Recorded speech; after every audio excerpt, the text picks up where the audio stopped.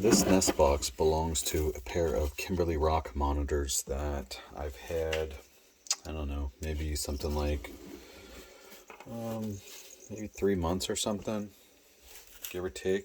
Maybe not quite that long, but I've seen them copulate for a series of days about 30 days ago, and I have not seen any noticeable, like, massive swelling followed by, like a deflated look, but I've also been really busy with building out new enclosures, so admittedly, I have not been paying as good attention as I should to pretty much any of these monitors for the past few months.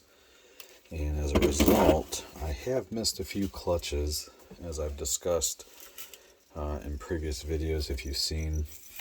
Not proud of it, but it's just, it's just how it goes. There's only so many hours in the day, and I've only got so much attention to spare. So what I'm doing is I'm digging it up just to check. I do dig up a nest box almost every day, but that's also because I have so many nest boxes to check. And I haven't been doing a great job, like I said. So I don't necessarily expect to find eggs, but it sure would be nice because I've never bred this species before. I've never kept it long enough to get reproduction out of it. I've kept babies and I've raised babies up, but my attentions have shifted here and there to where I end up moving on from them just as they're nearing sexual maturity, which is not the it's not the way you want to do it, but just sometimes it's just how it goes, So this pair and another one recently acquired will stay here permanently. At least I say that now. Maybe in a year or two I'll change my mind, but so hopefully I'll tinker with these long enough to actually get some eggs from them. For right now, I just don't really know quite what I'm doing. I've produced a lot of species before. This just isn't one of them. So, arguably, one could say that monitors are generally about the same, and they are. There's not a huge difference in, husbandry with respects to triggering reproduction events and whatnot, but there are what do you call it, like little idiosyncrasies that will impact one species more so than another. So when I say I don't really know what I'm doing with this species, that's to say, well, so far I've never gotten eggs, and it looks like that's not going to change today.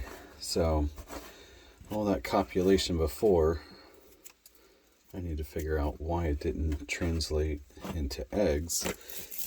And I also got to check, the substrate, because normally I keep it about an inch deep and very dry to dissuade them from laying eggs in the substrate. But again, having not a lot of experience with this particular species, I don't know, maybe they don't care.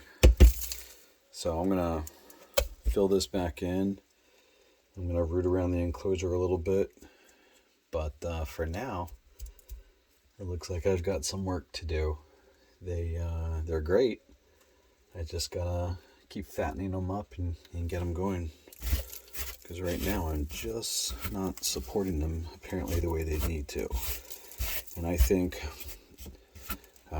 recognizing your own deficiencies or your shortcomings as a keeper, a hobbyist, is just as important as acknowledging what works.